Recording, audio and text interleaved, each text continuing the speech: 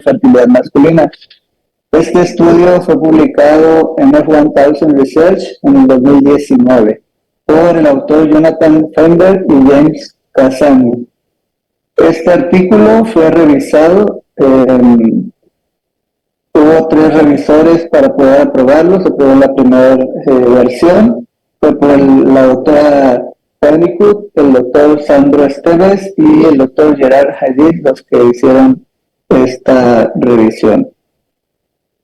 Bueno, en general, como introducción nos menciona que alrededor de 70 millones a nivel global tienen alguna alteración en la fertilidad y se considera, según la OMS, que un promedio del 9% de las parejas a nivel global tienen algún problema o dificultades en la fertilidad. Y de estos, el factor masculino impacta en un 50%. Las causas son múltiples, pueden ser genéticas, estilo de vida, enfermedades, medicamentos, entre otros. También aquí se va a mencionar que hay algunos aspectos importantes que se han estudiado en la actualidad, como la fragmentación del ADN, la clasificación espermática y la edad paterna avanzada, que nos han arrojado luz sobre temas desconocidos con anterioridad. También se valora la cirugía reproductiva, específicamente varicocele y extracción espermática testicular, y el fin de esto es aumentar las indicaciones, ya que estas se encontraban relativamente limitadas. Y en cuanto a la infertilidad de origen idiopático, se comenta que es un poco alta, alrededor del 30% en el factor masculino. Y se espera que con esfuerzos actuales y futuros, con el estudio de factores moleculares y genéticos, podamos dilucidar algunas de las etiologías de la infertilidad y así poder mejorar los resultados en nuestros pacientes. Esta es una discusión y análisis de literatura. Entonces, la OMS considera que hay 72.4 millones de personas con factores de infertilidad y de estos 9% de las parejas tienen algún problema, con el 50% del factor masculino. En unas encuestas en Estados Unidos se valoraron 22.682 hombres y mujeres entre 15 y 44 años y se observó que de manera general el 12% de los hombres tenían un índice de subfertilidad. A pesar de todos los avances y de la evaluación, se tiene todavía un alto índice de alteración espermática y hepática, hasta un 30%. Este artículo divide en diferentes factores lo que va a estudiar, entonces vamos a ver cada uno de ellos de manera específica. Primero vemos la enfermedad médica. Se sabe que hay diferentes condiciones médicas que pueden afectar la fertilidad en el hombre, como la enfermedad renal, insuficiencia hepática, como cromatosis, enfermedad pulmonar, obstructiva crónica, fibrosis quística y esclerosis múltiple. Aquí nos reporta un estudio italiano en el cual se analizó 1.100 hombres. En este estudio lo que valoró fue la comorbilidad y el índice que se sacaba, el índice de Charlson, para comorbilidades, y en esto valoró parámetros seminales y niveles hormonales comparado con este índice. Y se demostró que aquellos hombres que tenían los índices de Charlson elevados tenían parámetros seminales peores, tenían niveles hormonales de FSH aumentados, y esto se sugiere que es por una compensación pituitaria en el contexto de la disfunción espermática que se condicionaba. A su vez se ve que los mecanismos por los cuales se producía esto eran unos efectos en los niveles hormonales, deterioro en la función sexual, principalmente eyaculatoria, y deterioro en la función testicular y espermática. Y a su vez se vio que al optimizar el estado de salud, pueden mejorar estos parámetros. Otro de los rubros que se observan en este artículo es la obesidad. Es bien sabido que la obesidad tiene un impacto en la fertilidad masculina.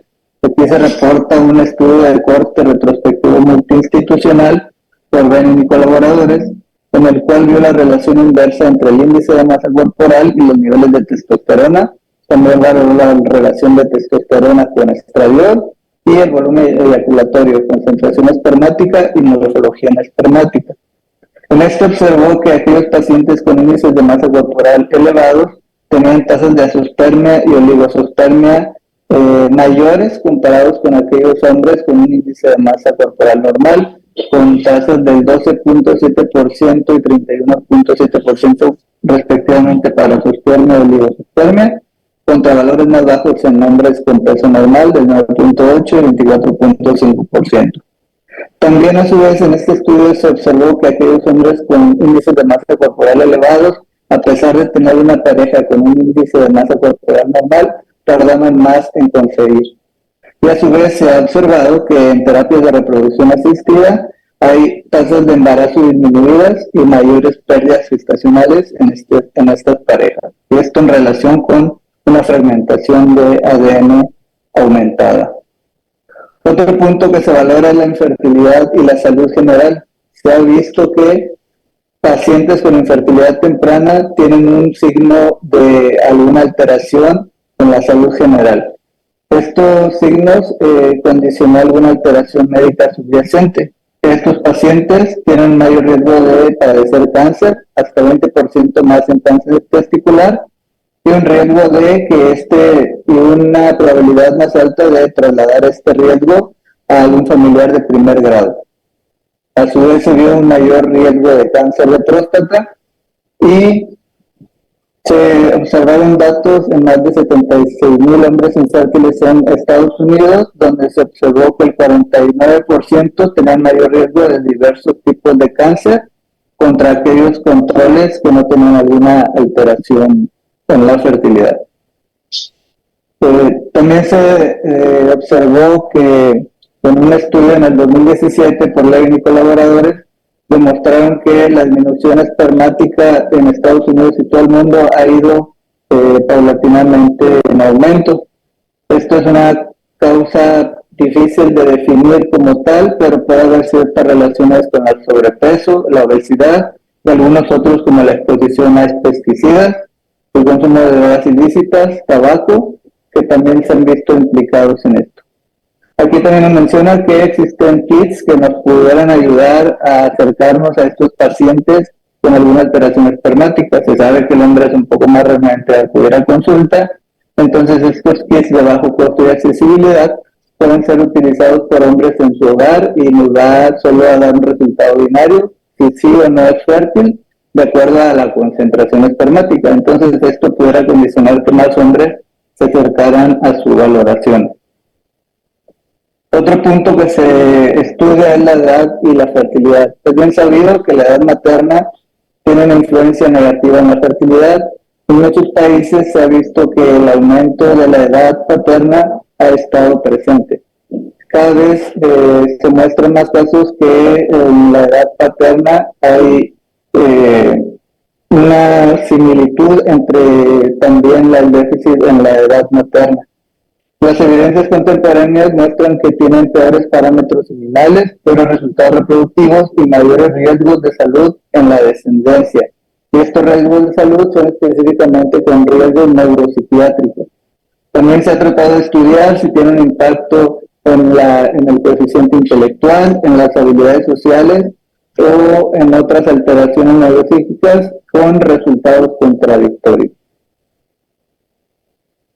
Otro punto importante que se valora en este estudio es la medicación y la fertilidad, ya que diferentes medicamentos tienen un impacto no intencionado sobre la fertilidad. Esto debido a que algunos ejercen su efecto sobre el eje hipotálamo hipófisis gonada y algunos agentes ya muy conocidos son los quimioterapéuticos, psicotrópicos, corticosteroides, los bloqueantes de canales de calcio, bloqueadores alfa, inhibidores 5-alfa reductasa, especialmente aquellos en tratamientos por alopecia androgénica y terapias de reemplazo con testosterona. Y el problema aquí que nos menciona es que muchas veces estos medicamentos suelen indicarse a los pacientes sin platicar previamente con ellos con el impacto que puede tener el uso de estos medicamentos en su fertilidad actual y futura. Estos pueden alterar los parámetros seminales, disminuir la espermatogénesis o conducir a un aumento de disfunción sexual y eyaculatoria. Por eso es importante revisar los medicamentos que el paciente ha consumido en el pasado, con los que se encuentra actualmente y los que potencialmente pudieran ser prescritos en un futuro para valorar si es alguno de los factores que están aquí presentes. Otro punto que se toca en el artículo es la cirugía y la reproducción. Se sabe que la cirugía reproductiva actualmente se ha empezado a valorar un poco más para así ampliar sus indicaciones que con anterioridad estaban muy limitadas. Aquí específicamente se valora el varicocelectomía y la extracción de espermatozoides directamente del testículo. Se sabe que el varicocele se presenta entre un 15 y un 20% de la población masculina, pero en hombres con problemas de fertilidad aumenta desde un 35 hasta un 40%. Los mecanismos por los cuales el varicocele puede alterar la fertilidad son conocidos. Algunos de estos es estasis sanguínea, exceso de calor y reducción de espermatogénesis. Y también se han visto relacionados otros factores como el reflujo de metabolitos al testículo, el aumento de especies reactivas de oxígeno que van a dañar el ADN y la desregulación hormonal. Estos metaanálisis están únicamente basados sobre el varicocele, donde estudian los efectos de tratar el varicocele en la fertilidad en el hombre. En este metaanálisis del 2011 se estudió posterior a la varicocelectomía, donde se observó que la concentración espermática, motilidad total y progresiva se veían mejoradas después del tratamiento quirúrgico, y esta mejora se observó en un lapso de 3 a 6 meses. Otro metaanálisis del 2016 confirma que pacientes tratados por varicocele que van a entrar a un tratamiento de reproducción asistida van a mejorar sus tasas de embarazo y nacidos vivos. A su vez, el estudio en hombres con azoospermia no obstructiva mostró que cuando son tratados por un varicocele hay recuperación en la producción espermática contra aquellos controles no tratados. Otro metaanálisis del 2016 concluyó que aquellos hombres que se realizan varicocelectomía mejoraron las tasas de recuperación quirúrgica espermática. A su vez, el estudio, un ensayo clínico autorizado por Manson Garner, reporta que la reparación del varicocele en parejas con aborto espontáneo recurrente del primer trimestre mejora significativamente los parámetros seminales y también aumenta las tasas de embarazo y disminuye las tasas de aborto espontáneo. Respecto a la recuperación de espermas directamente del testículo, se sabe que con anterioridad únicamente estaba indicado para aquellos pacientes con azoospermia, pero en estudios recientes se le ha visto beneficio en otro tipo de tratamiento, en otro tipo de alteraciones, no solo en azoospermia. Se ha visto beneficio en aquellos pacientes con una oligospermia severa, aquellos pacientes que tienen criptospermia o aquellos pacientes con altas tasas de fragmentación. Todos estos se pueden ver beneficiados con la obtención directamente de testículo de esperma. En un estudio del 2017 de Quill colaboradores se demostró una superioridad de aquellos pacientes tratados en ICSI por medio de extracción de espermas de testículo que tenían criptospermia con aquellos que realizaron el mismo procedimiento pero de espermatozoides de eyaculado. La diferencia de tasas de embarazo fue del 53.6% para aquellos de biopsia testicular contra el 33.3% para aquellos con obtención de espermas de eyaculado. Aunque otro metaanálisis en el 2016 no respalda los hallazgos que aquí se presentan. Otro metaanálisis muestra que los espermatozoides testiculares tienen menores tasas de fragmentación de ADN comparado con aquellos obtenidos de eyaculado cuando se someten a un procedimiento de fertilidad como inyección intracitoplasmática de espermas, teniendo mayores tasas de embarazo y de nacido vivo. Pero menciona que requieren más estudios para validar esto. Otro punto importante son la fragmentación del ADN. Esta es una herramienta relativamente novedosa y muy valiosa en la actualidad, que se están realizando cada vez más estudios al respecto. Se sabe a ciencia cierta que las tasas altas de fragmentación tienen un impacto negativo en la tasa de embarazo. Una revisión sistemática y metaanálisis realizada por Simón y colaboradores demostró que el daño del DNA tiene un efecto negativo en las tasas de embarazo clínico, tanto en FIV convencional como en aquellos sometidos a ICSI. Debido a esto, se ha tratado de realizar diferentes procedimientos y técnicas para poder hacer una selección espermática que no esté dañado el ADN. Hay diferentes como el activado, las citometrías de flujo, microflujos, entre otras. Pero lo que buscan es eso, seleccionar espermatozoides que no tengan fragmentación de DNA. Actualmente existen técnicas con ciertas limitaciones que se requieren más investigación y tal vez la nanotecnología pueda darnos una respuesta y mejores selecciones espermáticas. Otro punto que también se valora aquí es la capacitación espermática. La capacitación espermática in vivo se lleva a cabo pues, en el tracto reproductor femenino y se ha observado que al pasar el espermatozoide por el tracto reproductor recibe diferentes estímulos, lo cual va a experimentar reacciones moleculares que van a propiciar la fertilización del óvulo. Y también se ha visto que defectos en esta capacitación alteran en cuanto a la capacidad del esperma a fertilizar el óvulo. Existen diferentes tests que se pueden hacer para valorar esto. Uno que se menciona es el CAP-SCORE-MT, que mide la motilidad espermática, son kits caseros, igual el Mioxis, que mide el estrés oxidativo del esperma. Ambos son kits caseros que se pueden tener. En esto también se menciona que el desarrollo de pruebas novedosas puede ayudarnos a hacer un estudio más ampliado del esperma, ya más dinámico y no solo quedarnos con el simple análisis estándar del espermatozoide.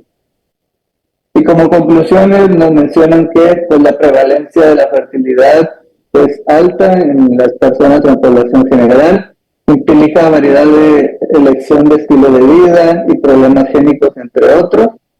Si bien la mala salud contribuye a la infertilidad, también la infertilidad se asocia a riesgos diversos de malignidades. Estudios sobre fragmentación de DNA, capacitación espermática y edad paterna avanzada han arrojado luz sobre temas previamente desconocidos. Y a pesar de todo esto, se continúa con una prevalencia de 1/3 de factor idiopático en el hombre.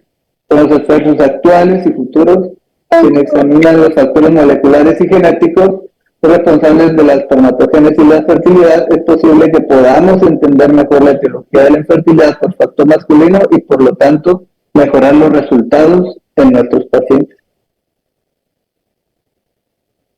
Gracias. Muy bien, Demetrio, muchas gracias. Una excelente presentación. Si nos puedes ayudar a dejar de compartir la pantalla. Tenemos un tema demasiado importante para dejarlo escapar. El factor masculino actualmente es uno de los problemas que desgraciadamente han sido poco tocados. La pareja